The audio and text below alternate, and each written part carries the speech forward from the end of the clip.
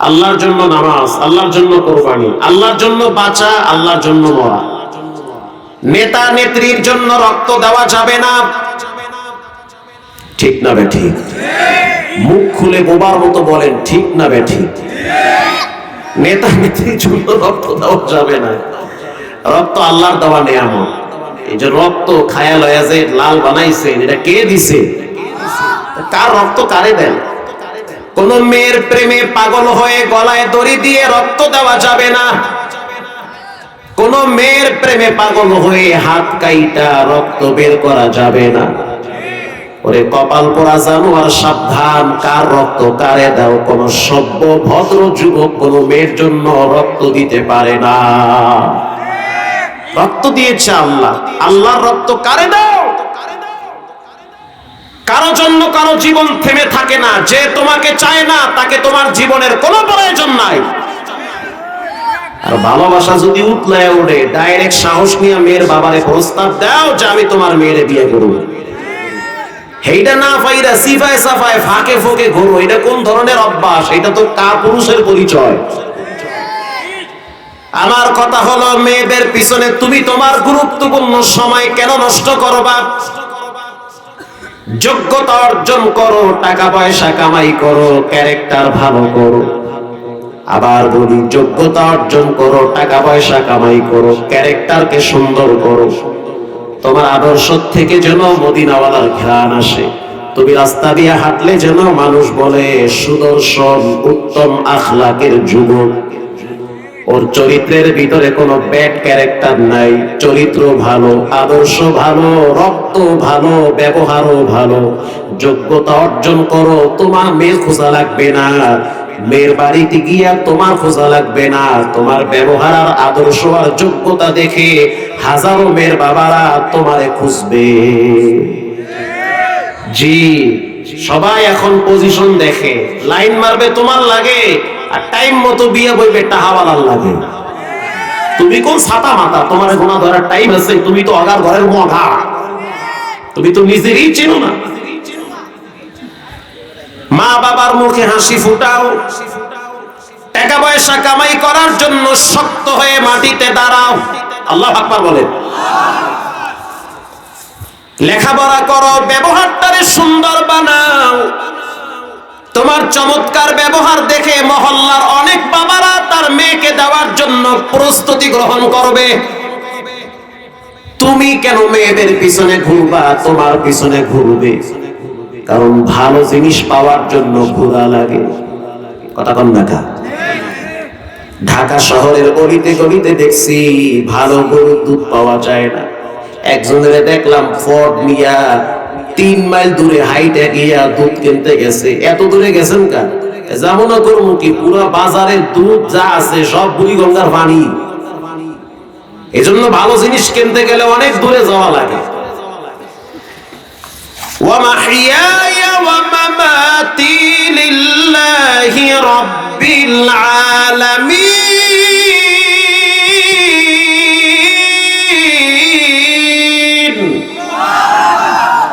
এই আওয়াজে আবার ওয়াজ দেবে সব তো মুজুইয়া। গলা সাইরা দিয়ে আওয়াজ দিয়ে বলেন, সব ক্ষমতার মালিক কে? সুন্দর করে আওয়াজ দিবে, আল্লাহু আকবার, সুবহানাল্লাহ, আলহামদুলিল্লাহ। এগুলো যেন বইলা হাতটারে স্ট্রং বানাইবেন।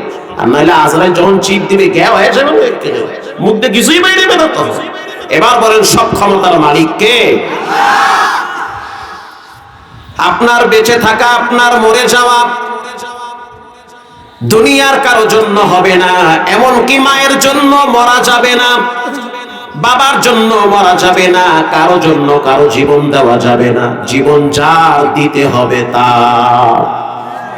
চট্টগ্রাম এক মাহফিলে গেলাম।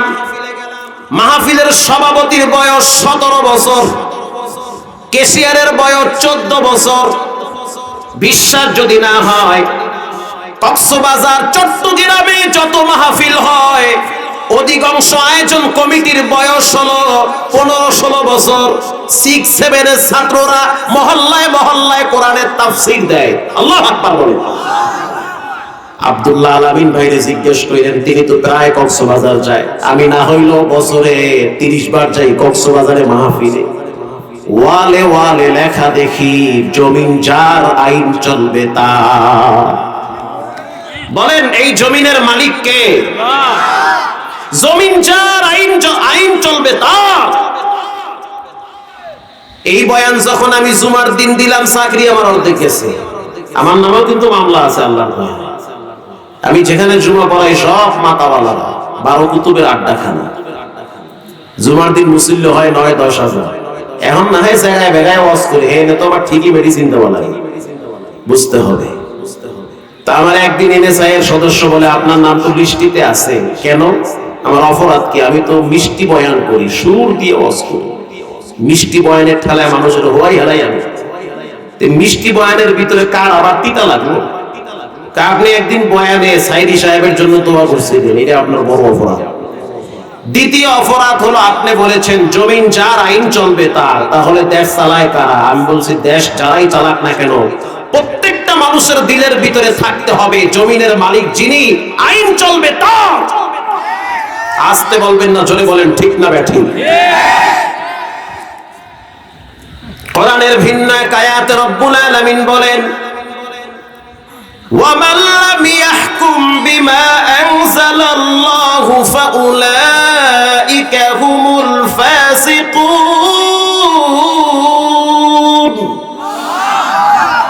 আল্লাহর দেওয়া কোরআন অনুযায়ী যারা দেশ চালায় না, রাষ্ট্র চালায় না, বঙ্গভবন চালায় না, সচিবালয় চালায় না, তারা ফাসিক। আল্লাহর দেওয়া বিধান অনুযায়ী যারা দেশ চালায় না, ইসলাম তারে পরিপূর্ণভাবে দেশে কায়েমের জন্য চেষ্টা করে না, আল্লাহ বলেন তারা মানুষ না, তারা হলো জালেম। প্রিয় ভাইরা আমার, এজন্য আমরা চাই এই দেশের ভিতরে কোরআনের শাসন প্রতিষ্ঠিত হোক। চাই কি চাই না? এজন্য আমাদেরকে চেষ্টা করতে হবে ইনশাআল্লাহ। বলেন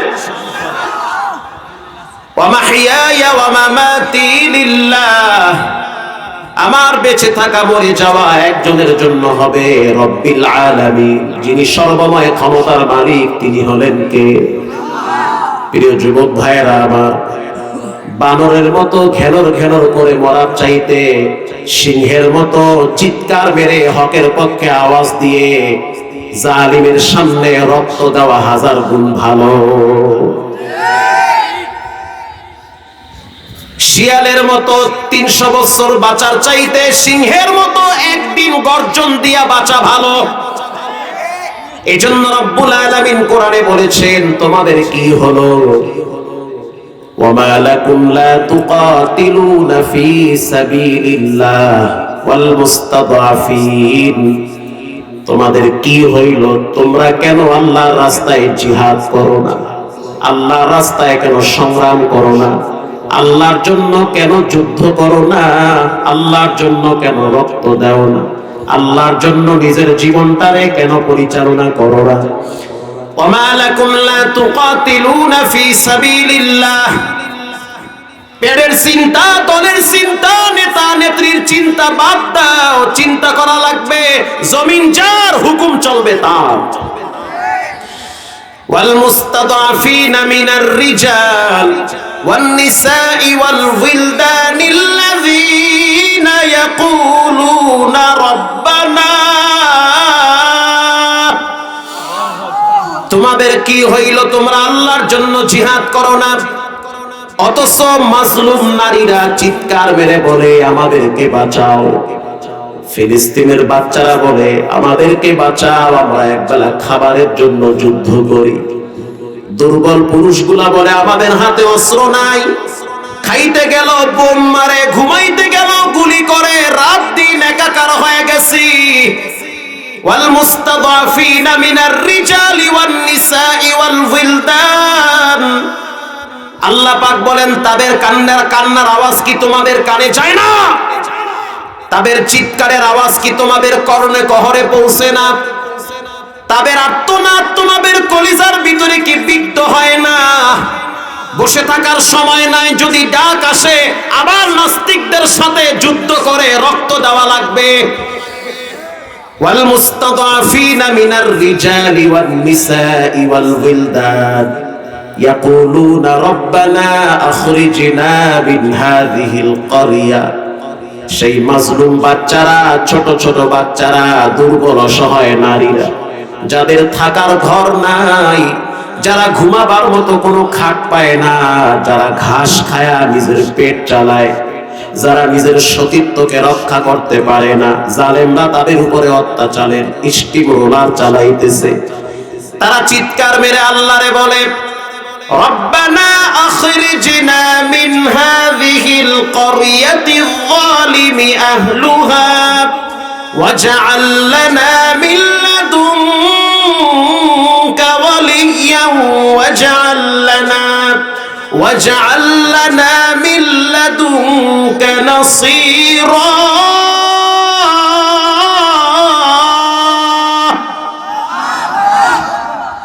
চিৎকার মেরে তারা বলে, রব্বুল আলামিন, আপনি আমাদের জন্য একজন সাহায্যকারী পাঠান।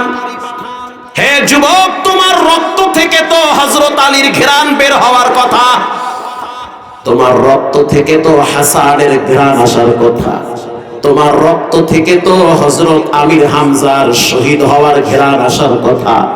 তুমি তো খালিদ বিন ওয়ালিদের সন্তান, তুমি তো ওমরের সন্তান, তুমি বানরের মতো ঘ্যানর ঘ্যানর না করে সিংহের মতো গর্জন দিবা। আল্লাহর জমিনের দিকে যদি কোনো নাস্তিকরা চোখ রাঙ্গায়া তাকায়, পরিষ্কার জানায় দাও, কোরআনের বিরুদ্ধে, ইসলামের বিরুদ্ধে, রাসূলের বিরুদ্ধে যদি কেউ কোনো বাজে কথা বলে, সেই যেই দলের লোক হোক না কেন, জিহ্বা টেনে ছিঁড়ে ফেলতে হবে।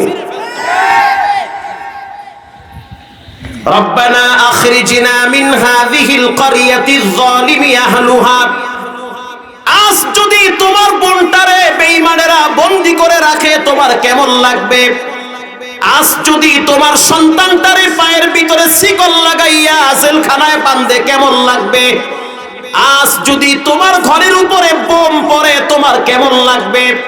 সারা পৃথিবীর মুসলমান হলো একটা বডির মতো, কাজাসাদিন ওয়াহিদ। পৃথিবীর যে কোনো প্রান্তে কোনো মুসলমান যদি আক্রান্ত হয়, ব্যথা পায়, গুলিবিদ্ধ হয়, তুমি কেন সেই ব্যথায় ব্যথিত হও না? যদি না হও, তাহলে তুমি এখনো মুসলমান হতে পারো নাই।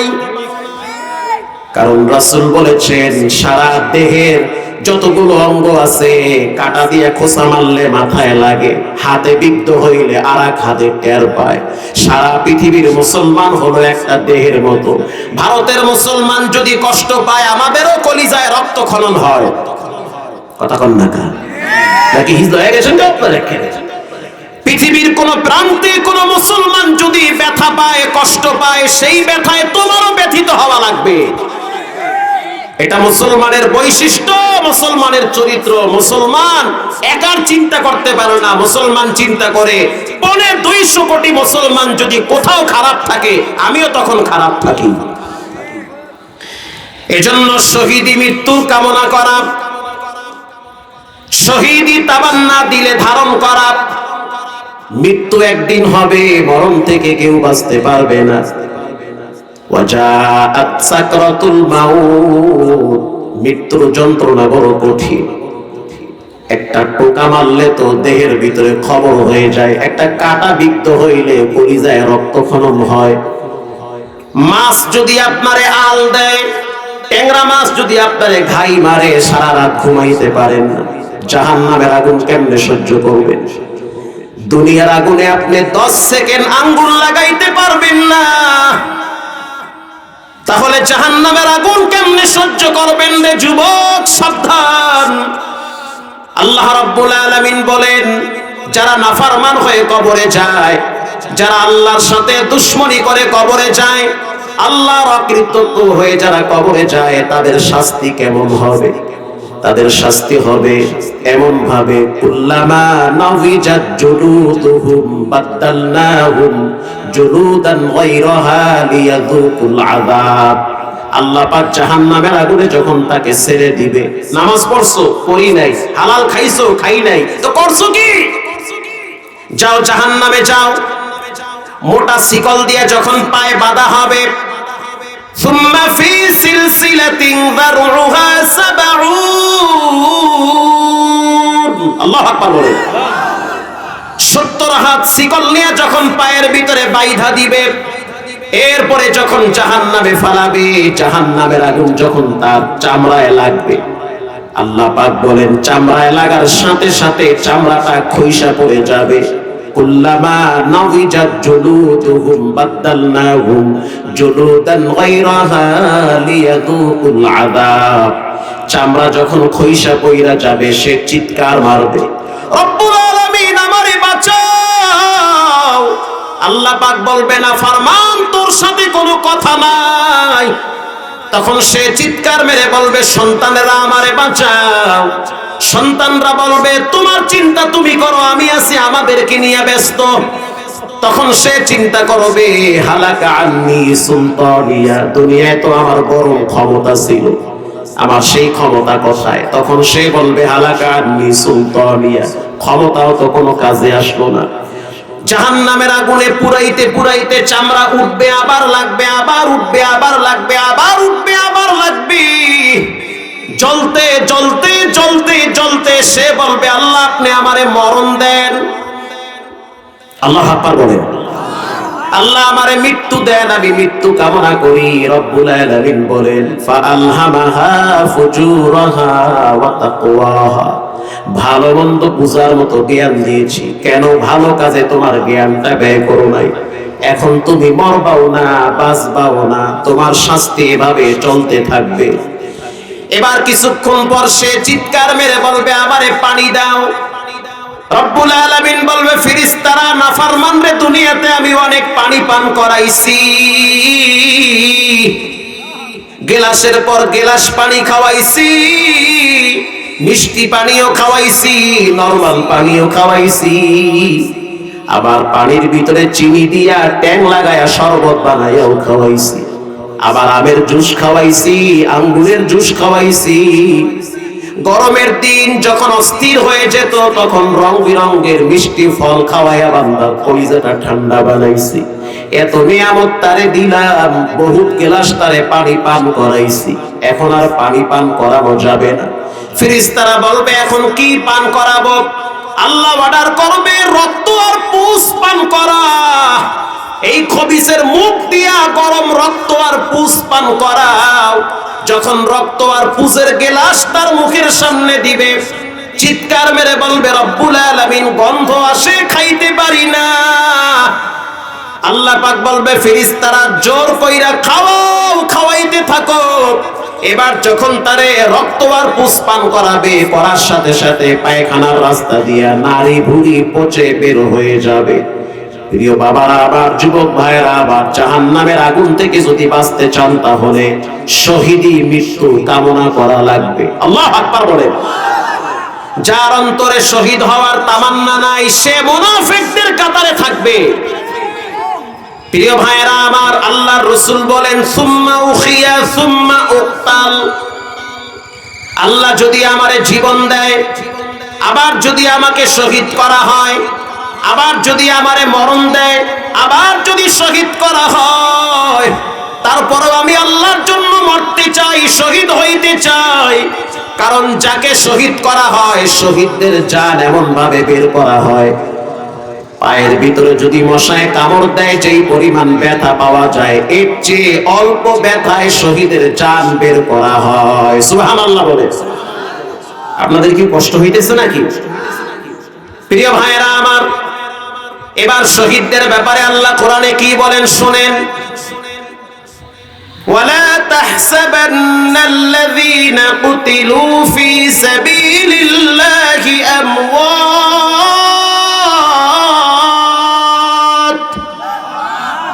বাল আহইয়াউন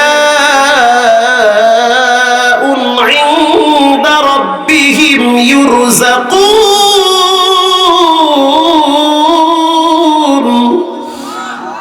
আল্লাহর জন্য যারা মরে, শহীদ হয়, তাদেরকে মৃত বলবে না, তারা জীবিত।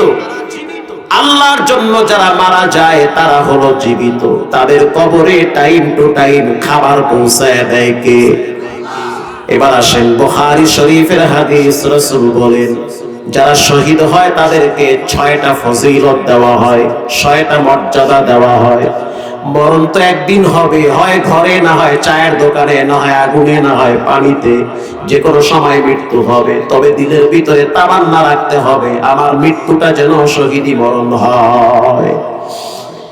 যারা আল্লাহর রাস্তায় শহীদ হয় তাদের প্রথম ফজিলত, আল্লাহর রাসূল বলেন, শহীদের রক্ত মাটিতে পড়ার সাথে সাথে তার পিছনের সব গুনাহ আল্লাহ ডিলিট করে দেয়, মাফ করে দেয়। আপনারা মনে হয় খুব বেজার হয়ে গেছেন হইলে, তাহলে সুবহানাল্লাহ যেমনি কইছেন মনে হইতে আছে আজকে দুপুরও ভাত খান নাই। শহীদের রক্ত যখন মাটিতে পড়ে আল্লাহ তাআলা শহীদের পিছনের সব গুনাহ মাফ করে দেয়। মাশাআল্লাহ, সুবহানাল্লাহ। পর দিয়ে একটু বাইরে গেছে এখন। আল্লাহর রাসূল বলেন, শহীদের মর্যাদা এত বেশি, পৃথিবীর মানুষের জান যখন বের করা হয় তখন অনেকেই ভয়তে পায়খানা করে দেয়, অনেকে প্রস্রাব করে দেয়। যখন রূহটা বের হয় তখন হাত পা নাড়াচাড়া করে, কলিজার পানি শুকায়া যায়। যুবক ভাইরা আমার, শহীদি তামান্না দিলে ধারণ করো, কারণ গাজওয়ায়ে হিন্দের ঘ্রাণ পাওয়া যাইতেছে, গাজওয়ায়ে হিন্দের ঘ্রাণ পাওয়া যাইতেছে। বেঈমানদের সাথে মুসলমানদের একটা তুমুল লড়াই হবে। আল্লাহু আকবার বলেন। তবে মনে রাখতে হবে সেই যুদ্ধে মুসলমানদের রক্ত হাঁটু পর্যন্ত আসবে, তারপরেও মুসলমানরা বিজয় অর্জন করবে। কানা দাজ্জাল চলে আসবে, বিড়ি খাওয়া পার্টি সোজা হয়ে যান। কানা দাজ্জাল আসবে, দাজ্জালের এক হাতে জান্নাত আর এক হাতে জাহান্নাম থাকবে। আর যদি আপনার ভিতরে ঈমান থাকে দেখে বুঝতে পারবেন এ হলো দাজ্জাল। দাজ্জাল মানুষকে মারতে পারবে, প্রথমবার মারবে, দ্বিতীয়বার জীবিত করবে, এরপরে আর মারতে পারবে না। দাজ্জাল বলবে তুমি আমারে খোদা মানো, যখন আপনি বলবেন না মানি না, তখন দাজ্জাল আপনারে মাইরা ফেলাবে। যখন মারবে তার আগ মুহূর্ত বলবে যে আমি কিন্তু তোমারে মাইরা আবার জীবিত করুন, তাহলে কি বিশ্বাস করবা যে আমি রব? সে বলবে ঠিক আছে দেখি কেমনে মারো। দাজ্জাল মুহূর্তের ভিতরে তাকে শেষ করে দিবে, এবার আবার তাকে জীবিত করবে। যারা ঈমানদার সারা বুঝে ফেলাবে যে এ তো জীবিত করেছে, দ্বিতীয়বার মারতে পারবে না। আল্লাহু আকবার। দ্বিতীয়বার একটা টোকাও দিতে পারবে না। এখন আপনি যদি ডরের ঠেলা এগিয়ে দেন যে একবার তো মাইরা আমারে ভূত বানাইছে, এইবার না জানি কি করে। আর যদি আপনি ঈমানদার হন তখন বুঝতে পারবেন এ তো দাজ্জাল, এ আমারে মারছে, দ্বিতীয়বার মারতে পারবে না। ওর এক হাতে জান্নাত আর এক হাতে জাহান্নাম থাকবে, চোখের পলকে মাশরিক থেকে মাগরিব সফর করতে পারবে। মনে রাখতে হবে দাজ্জালের আবির্ভাব হবে সেই ফিলিস্তিনের কোণা থেকে। ওখানে একটা পাহাড় আছে, সেই পাহাড়ের চিপার ভিতরে ইমাম মাহদী দাজ্জালকে জবাই করবে। আল্লাহু আকবার। ইমাম মাহদী একেবারে নিকটে চলে আসছে। এই যুবকরা তৈয়ার হয়ে যাও, যে কোনো টাইমে বেঈমানদের সাথে যুদ্ধের ডাক চলে আসতে পারে। যার যা কিছু আছে শহীদ হওয়ার জন্য ঝাঁপিয়ে পড়তে হবে। প্রিয় ভাইয়েরা আমার, আল্লাহর রাস্তায় যারা শহীদ হয় তাদের দ্বিতীয় মর্যাদা, বুখারীর হাদিস, রাসূল বলেছেন আল্লাহর রাস্তায় যারা মরে তাদের দ্বিতীয় মর্যাদা হলো রব্বুল আলামিন তাদের জানটারে এমন ভাবে বের করবে তার যেন কষ্ট না হয়। একটা মশায় যখন কামড় দেয়, ওই কামড়টা আপনার কাছে যতটা সহনীয় যন্ত্রণা মনে হয় তার চেয়ে অল্প যন্ত্রণা দিয়ে আপনার জান বের হবে। শহীদের 3 নম্বর মর্যাদা শুনে নেন। আল্লাহর রাসূল বলেন পৃথিবীর মানুষ শুনে নাও, আল্লাহর রাস্তায় যারা শহীদ হয় তাদের কবরের ফিতনা থেকে আল্লাহ হেফাজত করে। তার মানে কবরের মাটি তাকে চাপ দিবে না, ফেরেশতারা তাকে প্রশ্ন করবে না যে তুমি কেমন আছো, কি অবস্থায় আছো। আল্লাহর রাসূল বলেন কেউ যদি গুনার ময়লা নিয়ে কবরে যায়, আল কবরু রাউযাতুম মিন রিয়াজিল জান্নাহ আও হুফরাতুম মিন হুফারিন নার। কবর কারো জন্য জান্নাতের বাগান, কারো জন্য জাহান্নামের গর্ত। শুধু তাই না, হাদিস শরীফে আসছে রাসূলুল্লাহ 2টা হাত উঁচা করে দেখাইছে, ও কবর পথের যাত্রীরা শুনে নাও, মরা তো লাগবে। কবরের মুর্দারদের চিৎকারের আওয়াজ যদি তুমি শুনতা, ব্যবসা বাণিজ্য চাকরি করতে পারতা না। নাফরমানদের চিৎকারের আওয়াজ পশু পাখি শুনতে পায়, তুমি শুনতে পাও না, কারণ তোমারে আল্লাহ শুনাইলে দুনিয়াদারি করতে পারবা না।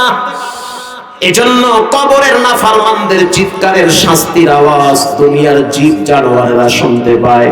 আল্লাহর রাসূল বলেন, যারা ঈমান হারা হয়ে, বদ্দিন হয়ে, নাস্তিক হয়ে, আল্লাহর নবীর দুশমন হয়ে যারা কবরে যায়, রাসূল দুইটা হাত উঁচা করে একটা আরেকটার ভিতরে ঢুকায়া দিছে। আল্লাহু আকবার জোরে বলেন। স্পষ্ট হাদিস, রাসূলুল্লাহ দুইটা হাত উঁচা কইরা ঢুকায়া দিছে আর বলতে আছে, মুআজ ইবনে জাবাল, এই যে দুইটা হাত একটা আরেকটার ভিতরে প্রবেশ করালাম, ঠিক তেমনি ভাবে যারা নাফরমান হয়ে কবরে যাবে, দুই পাশের মাটি এমন জোরে চাপ দিবে, দুই পাশের পাঁজরের হাড্ডি ভেঙে একটা আরেকটার ভিতরে প্রবেশ করবে। নাউজুবিল্লাহ বলেন। আল্লাহর রাসূল বলেন, কেউ যদি শহীদ হয়, কেউ যদি শহীদ হয়ে যায়, তাহলে রব্বুল আলামিন তার কবরটারে নূরে আলোকিত করে দিবে।